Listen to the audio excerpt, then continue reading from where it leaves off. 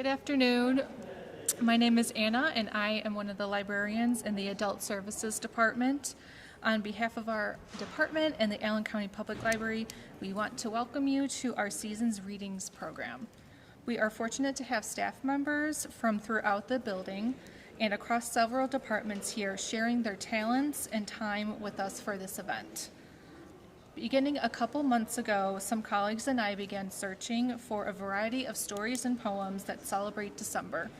I think we compiled an entertaining and interesting mix of both classic and contemporary selections that we look forward to sharing for you today. Our first reading is by Neil Gaiman, a well-known English author who writes a wide range of books for young people and adults, such as Coraline, the comic book series The Sandman, and the novel American Gods and Norse Mythology. He is also an outspoken advocate for reading in libraries, which has endeared him many to us here at ACPL.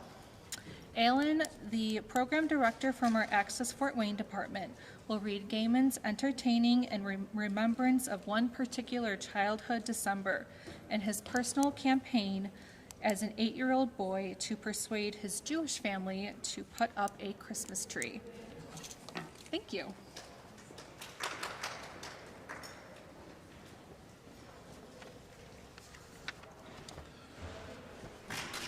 I do not recall lobbying for anything as a boy as hard as I'd lobbied with my sisters for a Christmas tree. My parents objected. "We're Jewish," they said. "We don't do Christmas, we do Hanukkah instead." This did nothing to stop the lobbying. Anyway, Hanukkah was no substitute for Christmas. My parents, unlike my grandparents, didn't always remember to keep Hanukkah, and even when my mother remembered the festival, we children could see that a menorah and candles were not a Christmas tree.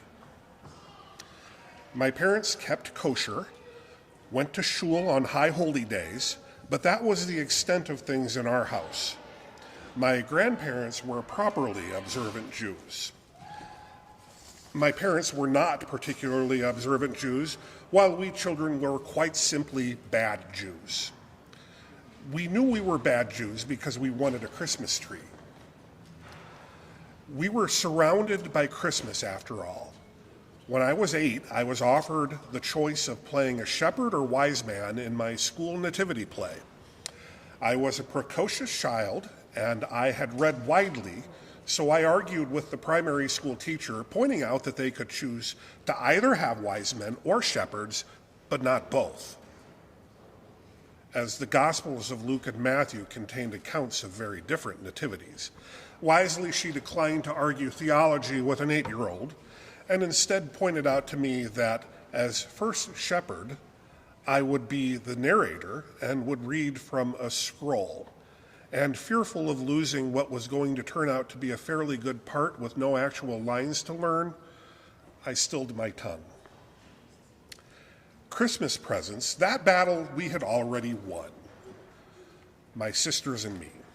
It didn't matter that my mother wrote Happy Hanukkah on my Doctor Who annual with William Hartnell or Patrick Troughton on the cover. The book still arrived on Christmas Day in a pillowcase filled with gifts. What the present was called was mere semantics. As long as we got the swag, we did not care what was written on it. We were not jealous of friends who got Christmas presents. We were jealous of the friends with Christmas trees. Having a Christmas tree was what Christmas was all about. It had nothing to do with mangers and shepherds, more properly, as I would no doubt have told you at length back then, or wise men. Not as far as we were concerned. It was trees all the way, properly decorated ones with tinsel and glass balls and a star on top.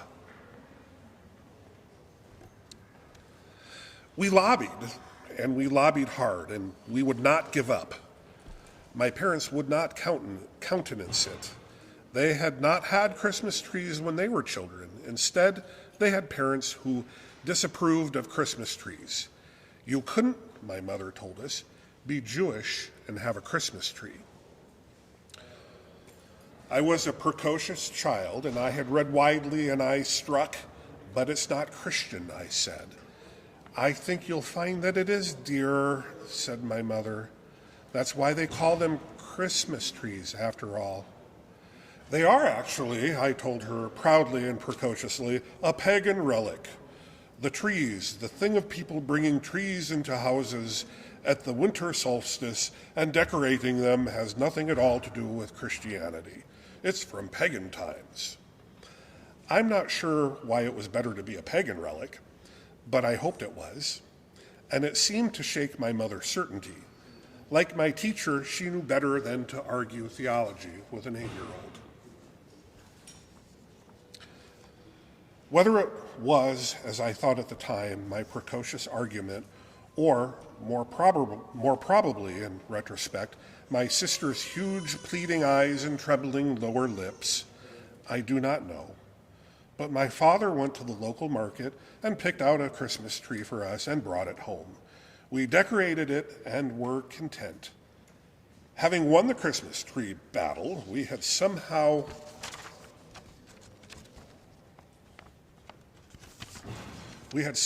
won the Christmas war. My father even dressed up that Christmas Eve as Father Christmas with an enormous cotton wool beard to place our presents by our beds. We pretended to be as asleep as we could.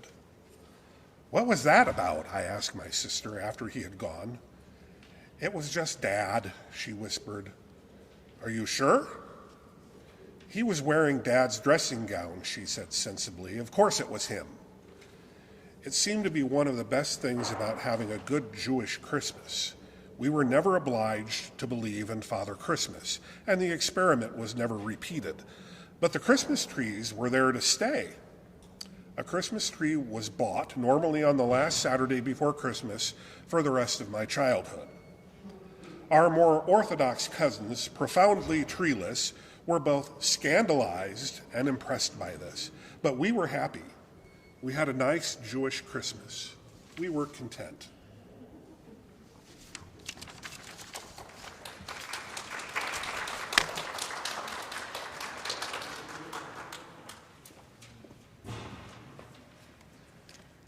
Our second reading is a bit different, but very relatable. I'm sure many of us will understand the author's feelings. It is a piece from NPR entitled Appreciating the Ugliness of the Christmas Tree by former U.S. Navy pilot Ken Harbaugh. Darton, our environmental services managers, will read it for us today.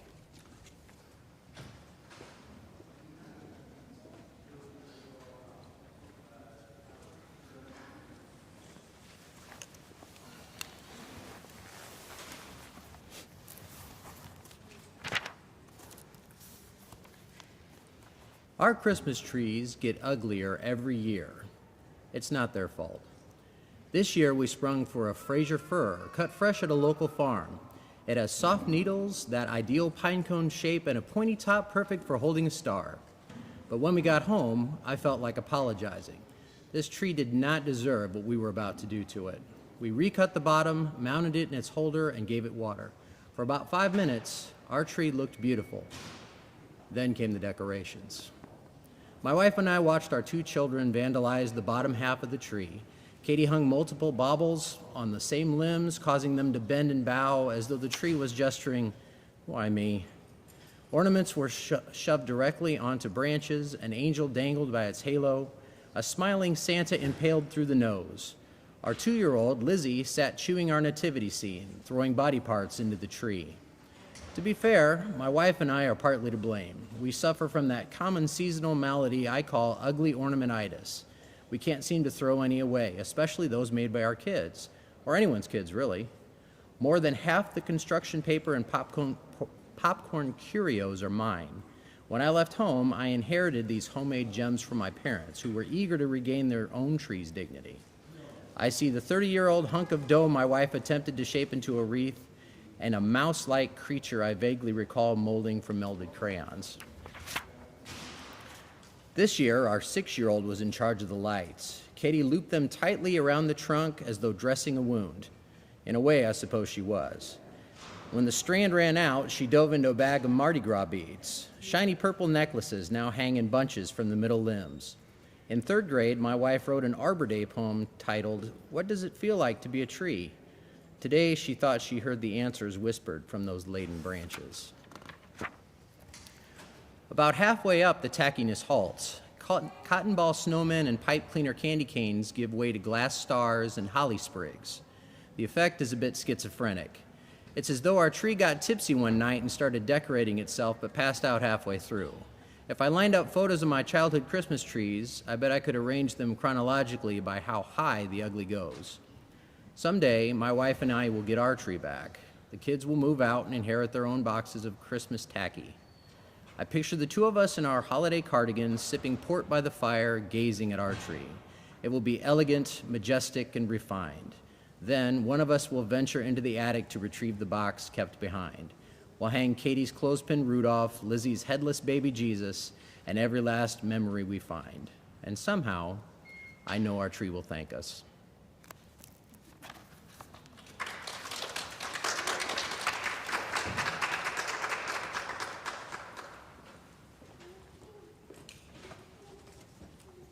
Next, we have two contemporary poems that invoke images of the season. The first is called "In Sunset and Moonlight, What Gathered Our Thoughts Was the Adhesive Dark" by a previous Indiana State Poet Laureate, George Calamaris, who is also a professor at Purdue Fort Wayne. The second poem is called "White Eyes" by National Book Award and Pulitzer Prize winning poet Mary Oliver. We have Craig, one of our adult services librarians, reading them for you today.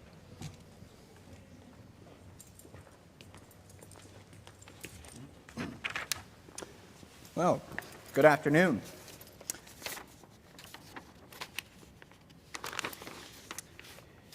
In sunset and moonlight, what gathered our thoughts was the adhesive dark. Call it Pike County, call it Crothersville, call it Auburn or Fort Wayne, Indiana. Whether inside the moon or out, hound dogs crawl down the freshly fallen snow hills into a season of the darkest dark, the most moist light. Say there were two ways to celebrate Christmas, as the yogi had said, the social one and the spiritual. Let's add one more and embrace a ball-mouthed hound as a third. What if I told you Edwin Way Teal was alive again and coming to my house for the holiday? That he'd sit by the fire and write yet another great book about the animal and things? What if he left the Port Aransas breakwater and brought a brown pelican released from a fishhook embedded in the skin of its pouch? Would we eat turkey or focus instead on the green bean casserole topped with crispy onions? In sunset and moonlight, how many snowflakes did we see in the adhesive dark? Open the mouth of the hound and let yourself melt in just moments upon the lolling tongue. The year passed and we forgot all about the bitter wind, the way Halloween was just a short drive back there near our masked selves. How easily our mouths took to Thanksgiving and firelight and Chinese oolong tea. Was Christmas the holiday for which we'd waited all this time, or was it time itself we had wanted to flee, to feel slip away at the height of the winter solstice? I drove from my home in Fort Wayne to Middlebury just to see the farmhouses rise out of the darkness like great lost animals fiercing the winter sky. The lights of Christmas unlit, but worshipped here in Amish country in the flickering of a kerosene lamp.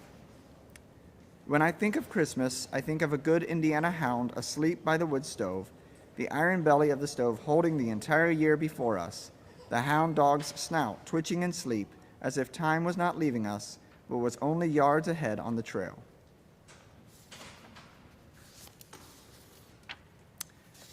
And the second poem is White Eyes by Mary Oliver. In winter, all the singing is in the tops of the trees, where the windbird, with its white eyes, shoves and pushes among the branches. Like any of us, he wants to go to sleep, but he's restless. He has an idea, and slowly it unfolds from under his beating wings as long as he stays awake. But his big, round music, after all, is too breathy to last. So it's over. In the pine crown he makes his nest. He's done all he can. I don't know the name of this bird. I only imagine his glittering beak tucked in a white wing while the clouds, which he has summoned from the north, which he has taught to be mild and silent, thicken and begin to fall into the world below like stars or the feathers of some unimaginable bird that loves us, that is asleep now and silent, that has turned itself into snow.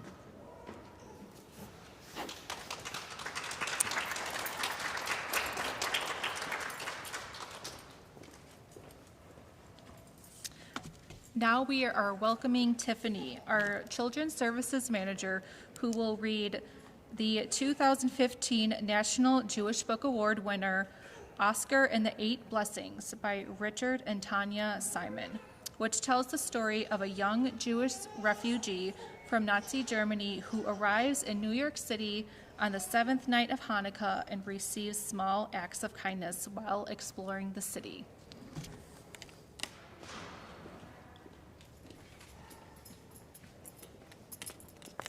Good afternoon. Oscar and the Eight Blessings by Richard and Tanya Simon, illustrated by Mark Siegel.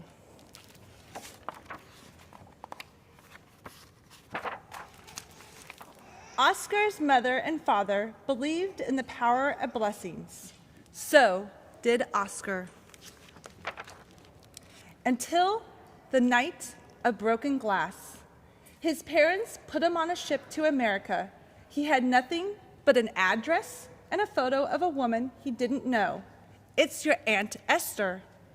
And his father's last words to him, "Oscar, even in the bad times, people can be good. You have to look for the blessings."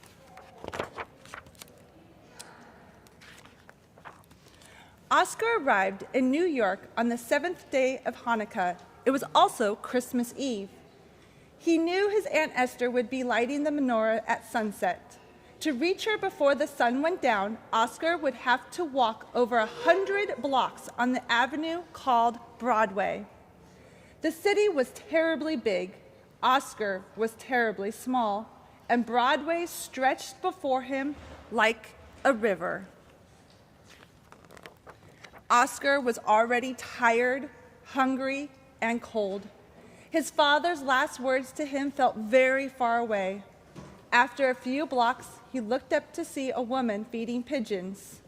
She offered him a piece of stale roll so he could feed them too.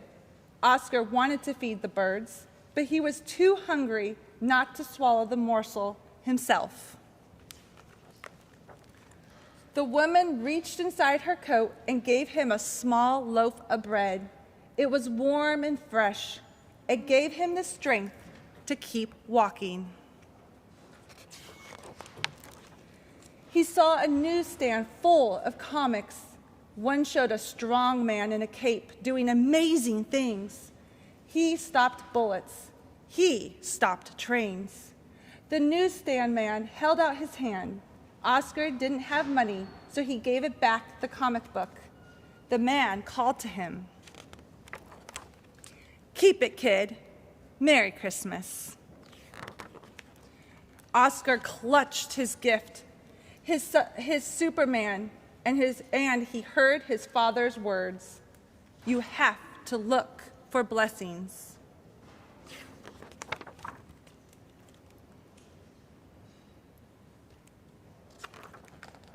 Oscar kept walking.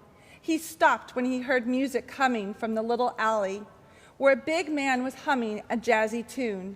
The man whistled to Oscar. Oscar whistled back.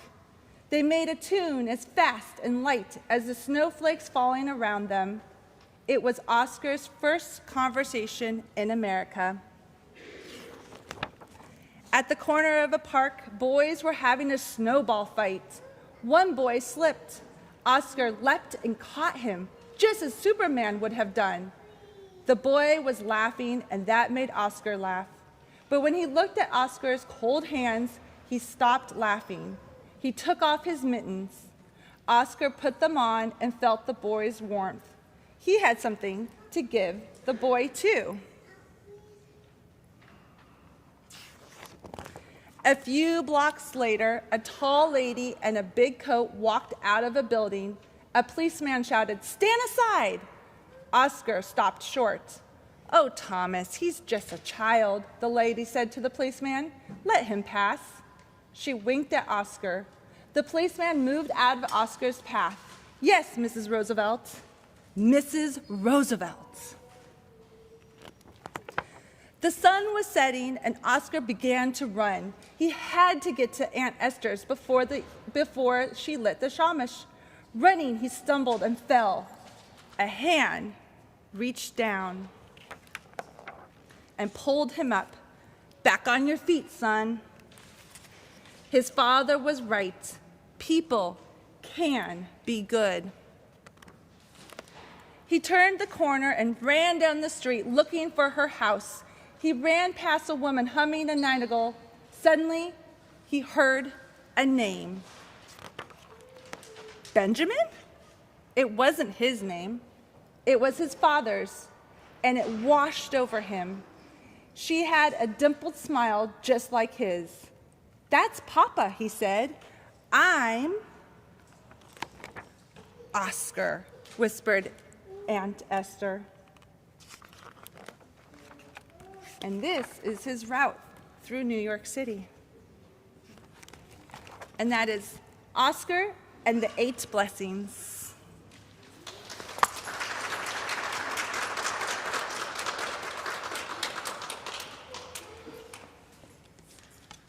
Now we are welcoming Meg, one of our adult services librarians. She will read a nostalgic essay that should appeal to all of our senses.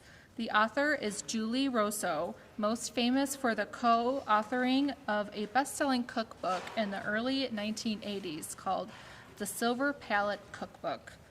Rosso is a food editor who owns and operates a bed and breakfast in Saugatuck, Michigan. The piece is entitled An Old-Fashioned Christmas in Michigan.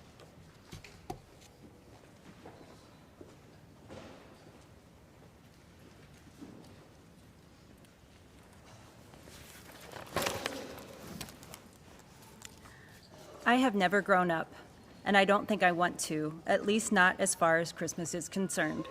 But then, I don't think that most of us ever do.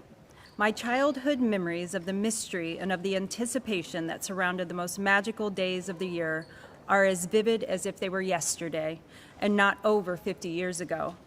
I think of the Christmases of my childhood in Michigan, and clearly I treasure them.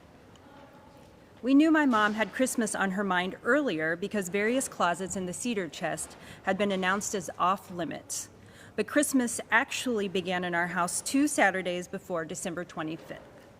That was the day my little brother Rick and I went out to buy Mom and Dad's presents. I was the advisor as to what we should buy them, but Rick had invariably saved all the money.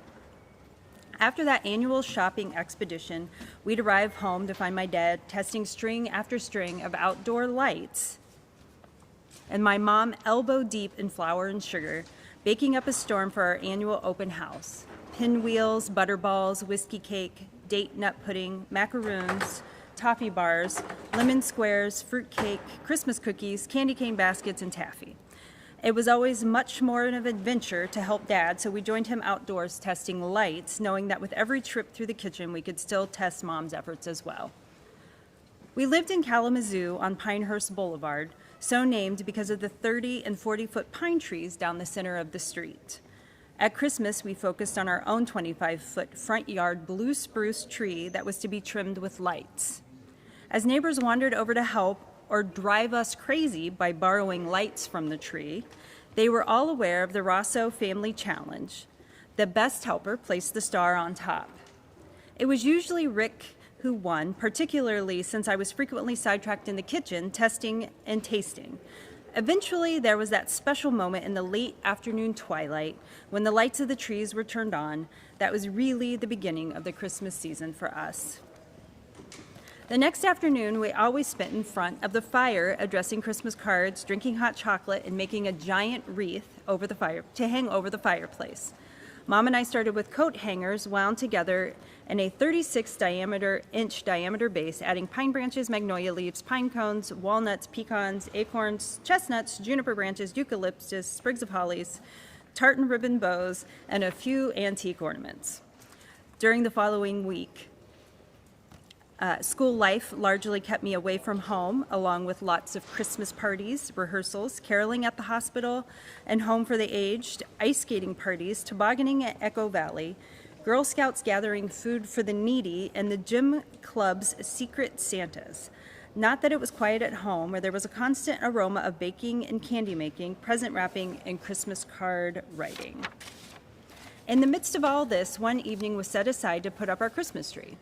Some years we went to our farm outside of Kalamazoo to chop it down. Other years we would visit the local volunteer firemen's tree sale to help the underprivileged.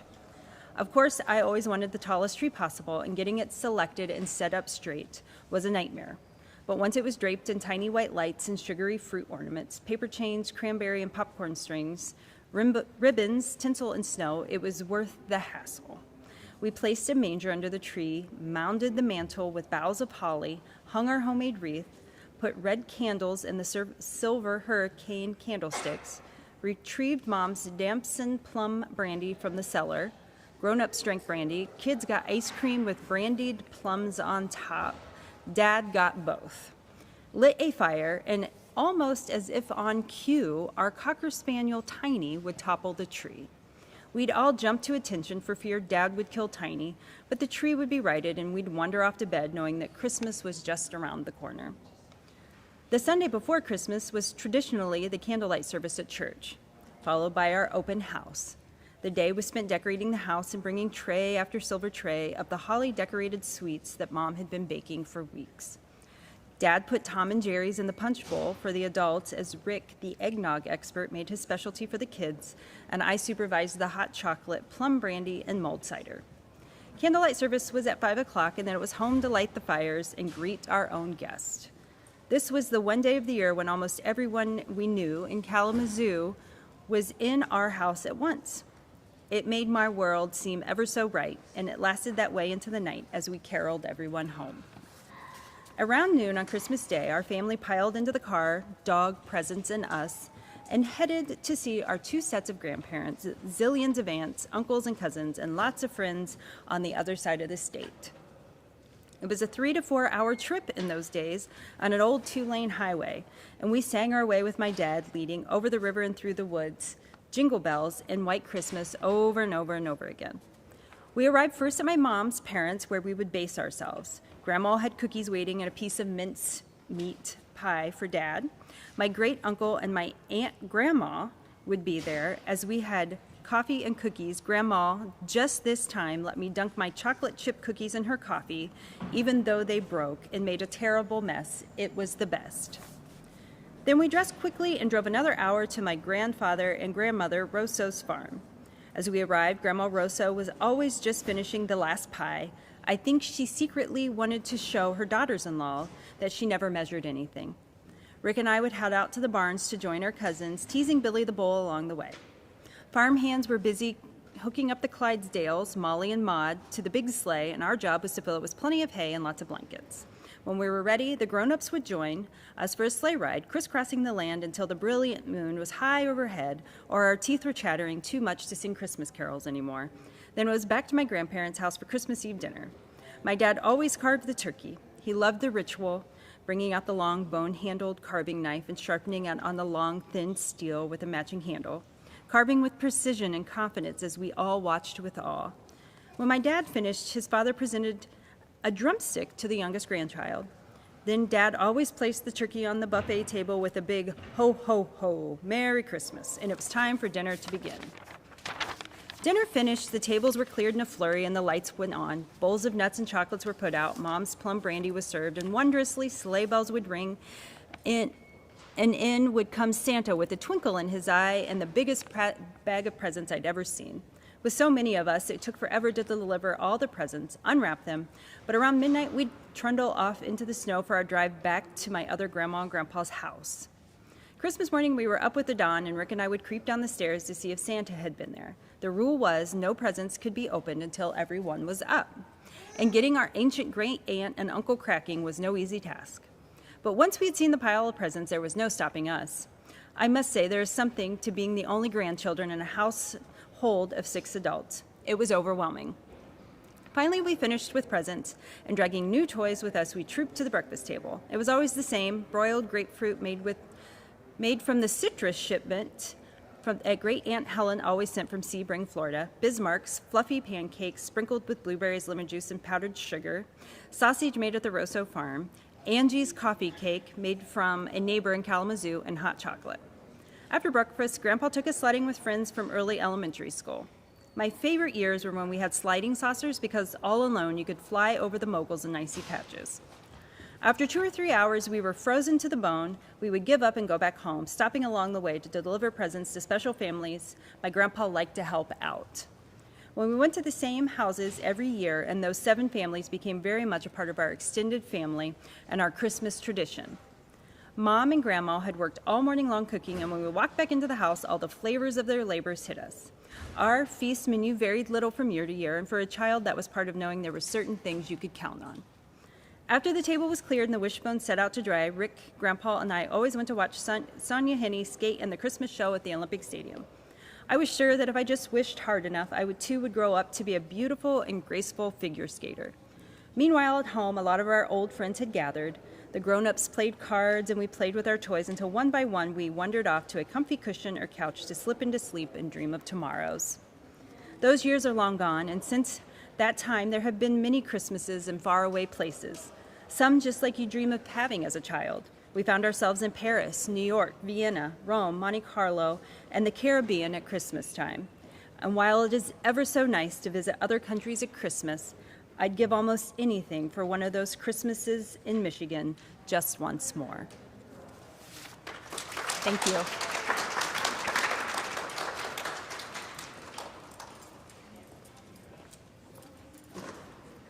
Okay, we are closing our program today with 2 talented musicians on staff here. Lisa from our Information Services Department and Stacy, the manager of our Adult Services Department. They will perform some seasonal musical pieces for us.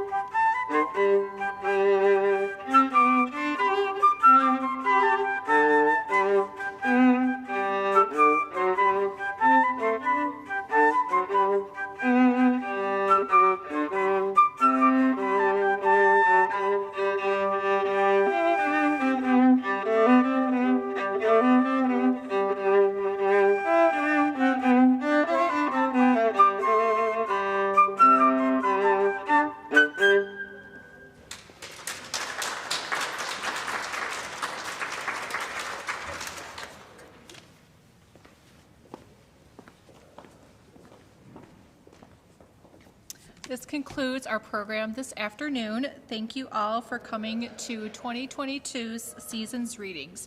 We hope you enjoy your holiday season with your friends and your family. Thank you.